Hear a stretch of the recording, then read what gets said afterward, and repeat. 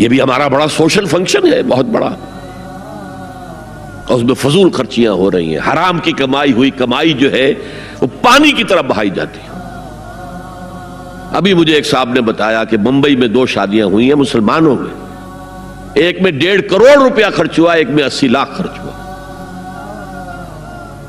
ہم نے وہاں اصلاحی تحریک شروع کی، ضیاء الحق صاحب نے بھی کوشش کی تھی، آرڈیننس پاس کیا تھا، لیکن یہ چیزیں قانون سے نہیں۔ آپ کہیں کہ کسی دعوت میں 50 سے زیادہ مہمان نہیں آئیں گے، وہ 100 آ گئے تو زیادہ زیادہ یہ ہوگا پولیس والوں کو رشوت کا کھاتا کھل گیا، جو یہ پیسے لے جائیے صاحب۔ کبھی کبھی وہ پکی پکائی دیگیں لے جا کے اپنے تھانے میں بیٹھ کے کھاتے تھے، لیکن قانون سے نہیں بدلتا مزاج۔ ہم نے کیا طے کیا؟ دیکھو یہ ہے چٹان کی بنیاد۔ آپ کو بڑی اونچی بلڈنگ بنانی ہو تو دیکھنا پڑتا ہے چٹان نیچے بنیاد زمین کیسی ہے۔ تو بنیاد کیا ہے؟ آپ سادگی کرو، سادگی کرو، سادگی کرو، یہ واسطہ بے معنی ہے بالکل، اس لیے کہ غریب کی سادگی کچھ اور ہے، امیر کی سادگی کچھ اور ہے، سادگی کے ایک معنی تو نہیں ہے۔ لہذا کوئی جو ہے راک فاؤنڈیشن وہ تلاش کی جائے، وہ ہم نے کی تلاش۔ جو تقریب حضور سے صحابہ سے ثابت ہے ضرور کرو، ضرور کرو، ضرور کرو، عضوا علیہا بالنواجذ، اپنے دانتوں سے پکڑ لو اس کو۔ اور جو تقریب ثابت نہیں حضور سے اور صحابہ سے، یقیناً یہ کہیں باہر سے آئی ہے۔ یا تو ہمارا خاندانی پس منظر جو ہے، اکثر تو ہندوؤں سے مسلمان ہوئے، وہ سادات ہوں، صدیقی ہوں، فاروقی ہوں، عثمانی ہوں، وہی ہیں جو باہر سے آئے تھے، باقی تو اکثریت یہیں سے، وہ اپنا ہندوانہ پس منظر لے کر آئے۔ تو جس کا ثبوت صحابہ کے دور میں نہیں، وہ یقیناً باہر سے آئی ہوئی چیز ہے، اس میں پھر سادگی نہیں، اس میں کمی نہیں، جڑ سے کاٹو اس کو۔ اس بنیاد پر ہم نے 5 فیصلے کیے، ذرا سن لیجئے آپ بھی، اگر آپ کوئی سوشل ورک کرنا چاہیں اس کو عام کریں۔ نمبر 1، نکاح مسجد میں۔ حدیث موجود ہے، ترمذی شریف کی روایت، اعلنوا ھذا النکاح واجعلوہ فی المساجد، نکاح کا اعلان عام کیا کرو، مسجدوں میں منعقد کیا کرو۔ میں حیران ہوتا ہوں کیوں نہیں علماء کرام نے اس کی طرف توجہ دلائی؟ حدیث ہے۔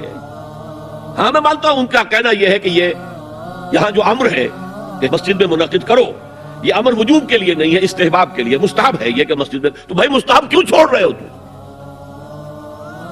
اس لیے چھوڑنا پڑتا ہے، مولوی بیچارے کی حیثیت ہے ہی نہیں معاشرے میں کہ وہ کہے جناب یہاں آئیے میرے پاس، میں نہیں آؤں گا آپ کے گھر نکاح پڑھانے کے لیے۔ وہ اپنا رجسٹر بغل میں دبائے بیٹھا سوکھتا رہتا ہے۔ وہ تو آنی تھی بارات عصر کے وقت، مغرب بھی جا رہی، آئی نہیں، وہ بیٹھا غریب۔ پہلے 20-30 روپے ملتے تھے، اب 200 300 400 ملتے ہیں، اور کیا ہے۔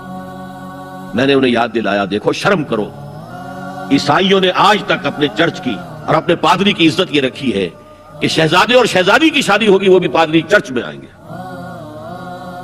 شہزادے کی شادی ہو رہی ہے تو جو ان کی پارلیمنٹ کے ساتھ ہے چرچ، وہاں شادی ہوگی، وہاں پردہ نہیں ہے، لڑکا لڑکی دونوں آمنے سامنے کھڑے ہو کر قول و قرار کریں گے۔ ہمارے ہاں پردہ ہے تو اس لیے لڑکی کے گھر بھی جائیں گے تو لڑکی تو محفل میں نہیں آئے گی، لڑکی کا ایک وکیل ہوگا، وہ وکیل اجازت لے کر آئے گا، 2 اس کے گواہ ہوں گے، اس کے سامنے اجازت لی گئی، پھر وہ نکاح خواہ کو اجازت دیں گے، وہ نکاح پڑھا دیں گے۔ پہلی بات یہ ہو گئی کہ نکاح مسجد میں۔ نمبر 2، نکاح کے موقع پر کوئی دعوت کام نہیں، کوئی ثابت نہیں، دعوت طعام صرف ایک ہے، وہ ولیمہ ہے۔ اور اس قدر معقول بات ہے، سب باپ اپنے سینوں پر ہاتھ رکھ کر سوچیں اور میری بات سنیں، کیا بیٹی کو گھر سے رخصت کرنے کا وقت جو ہے وہ خوشی کا وقت ہوتا ہے؟ جب بیٹی گھر سے جا رہی ہو، کوئی جانور بھی آپ قربانی کے لیے، کوئی مینڈھا کو بکرا لے آئیں 8-10 دن پہلے اور بچے مانوس ہو جائیں تو وہ جب آپ ذبح کرتے ہیں تو پچھاڑے کھاتے ہیں کہ نہیں بچے؟ اور یہ لخت جگر ہے، نور چشم ہے، 18 20 22 برس گھر میں رہی ہے، وہ جا رہی ہے، خوشی نہیں ہے ماں، صرف یہ ہوتا ہے سائی آف ریلیف کہ ایک ذمہ داری کا بوجھ تھا، اللہ نے آج پورا کرا دیا، اتروا دیا بوجھ۔ پھر بھی اندیشہ ہوتا ہے، پتہ نہیں مزاج ملے نہ ملے، نئے ماحول میں جا رہی ہے، وہاں جا کر ایڈجسٹ ہو یا نہ ہو، اندیشے پھر بھی ہوتے ہیں۔ تو ان سے مرغ پلاؤ کھانا اور متنجن کھانا کوئی معقول بات نہیں ہے۔ معقول بات کیا ہے؟ لڑکا، اس کا گھر آباد ہوا ہے، وہ ولیمہ کرے، اس پر باقاعدہ احادیث اولبو ولو بشاتن، ولیمہ ضرور کرو چاہے ایک ہی بکری ہو تمہارے پاس، ذبح کرو، کاٹو، کھلاؤ گوشت اپنے دوستوں کو، احباب کو. یہاں تک کہا کہ بیسا طعام الولیمہ، برا کھانا ہے ولیمے کا کہ اس میں غریبوں کو نہیں بلایا جاتا. ظاہر بات ہے مسلی کھلانے کے لیے تو ولیمہ نہیں ہوتا، اپنے احباب کو، دوستوں کو بلایا جاتا. پھر بھی میں تم سے کہتا ہوں کہ جسے ولیمے کے لیے بلایا جائے وہ اگر نہیں جائے گا تو اللہ اور اس کے رسول کے حکم کی نافرمانی کرے. تو جس رسول نے اتنی تفصیل سے حکم دیا ہو ایک دعوت کا، وہ دوسری دعوت میں بھی خیر ہوتا نہ بیان کرتا. جب نکاح مسجد میں اور کوئی دعوت طعام نہیں تو بارات کا تصور خلاص. بارات کس بلا کا نام ہے؟ قرآن میں تو کوئی ذکر ہی نہیں، عربی میں یہ لفظ ہی نہیں. اجتماعی طرفین مسجد میں ہوا، نکاح ہوا. لڑکی کو، حضرت فاطمہ کو رضی اللہ تعالی عنہا، کچھ خواتین جا کر چھوڑ آئی تھی اس حجرے میں جو ایک انصاری صحابی نے حضرت علی کو دیا تھا. ان کا تو کوئی گھر بھی نہیں تھا. کوئی حضرت علی آئے ہوں اور آ کر ودا کرا کے لے کے گئے ہوں. چوتھی چیز، جہیز کا کوئی تصور اسلام میں نہیں. خالص ہندوانہ رسم، خالص ہندوانہ رسم، خالص ہندوانہ رسم. ہندوؤں میں کیوں ہے؟ وہ اس لیے ہے، معقول بات ہے کہ لڑکی کا وراثت میں کوئی حصہ ہی نہیں. وہ تو جب گھر سے نکل رہی ہے وہ دے دلا کے رخصت کر دو، دان دہیج، یہ خیرات ہے. لڑکی کا حق کوئی نہیں ہے گھر پر. اسلام میں تو لڑکی وارث ہے. والد فوت ہوں گے، وراثت تقسیم ہوگی. والدہ فوت ہوگی، کوئی ان کی ہے ملکیت تو تقسیم ہوگی. شادی کے موقع پر کوئی جہیز اسلام میں نہیں، قطعاً نہیں. غلطی سے حضرت فاطمہ کے جہیز کو جہیز کہہ دیا گیا. وہ جہیز کیا تھا؟ ایک پیسہ بھی حضور کے اپنی جیب سے نہیں تھا. اس شادی میں خاص بات کیا تھی کہ دولہا کے ولی بھی حضور ہی ہے. اور کون ہے؟ علی کا کون تھا مدینے میں؟ اور دلہن کے والد بھی حضور ہے.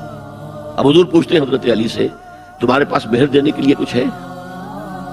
عرض کیا میرے پاس تو کچھ نہیں ہے. وہ فقراء صحابہ میں سے تھے. فرمایا مہر تو دینا ہے. تمہارے پاس ایک زرہ ہوتی تھی؟ جی ہاں زرہ تو ہے.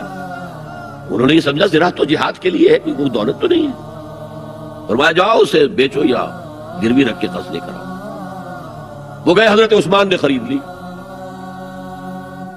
اور کچھ دنوں کے بعد واپس کر دی ہدیۃً. یہ زرہ میں ہدیہ آپ کو کر رہا ہوں. اس وقت اگر کہتے چھوڑو علی، کہاں لو میں پیسے دے دیتا ہوں تمہیں، تو ان کی طبیعت پر بار ہوتا. اس پیسے سے حضور نے کچھ پیسے گھر بھیجے اندر، دلہن کو ذرا تیار کر دو.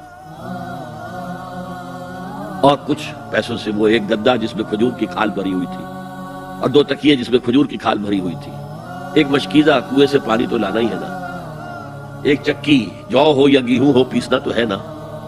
کوئی 1-2 برتن اور. اللہ اللہ خیر صلی اللہ. یہ تھا جسے جہیز کہتے ہیں، جس میں ایک پیسہ بھی حضور کا شامل نہیں ہے. وہ حضرت فاطمہ کا مہر تھا جسے بنایا گیا. ورنہ مدینے ہی میں دوسری آپ کی صاحبزادی کا نکاح حضرت عثمان سے بھی ہوا. کہیں ذکر ہے جہیز کا؟ حضرت عثمان کا گھر بھرا ہوا، ہر چیزیں موجود، وہاں تو جہیز کا تذکرہ نہیں. بہرحال یہ شادی کو آسان کرو، زنا کو مشکل بناؤ. یہاں شادی کے لیے 9 من تیل ہوگا تو رادھا ناچے گی. ورنہ یہ کہ بڑی ہو رہی ہے، عمر ہو رہی ہے، سب کچھ ہو رہا ہے، لیکن کچھ تقاضے تو ہے نا. آخر کچھ تو کرنا ہوتا ہے نا. آخر کچھ نہ کچھ لوگوں کو تو کھانا کھلانا ہی ہوتا ہے نا. بارات تو آخر آئے گی ہی نا. کچھ نہ کچھ تو دینا ہی ہوگا. کچھ جوڑے کپڑے، کچھ. یہ اسلام کا فلسفہ جو میں نے 4-5 باتیں آپ کو بتا، فلسفہ یہ ہے کہ لڑکی کے باپ پر ایک پیسے کا بوجھ نہیں.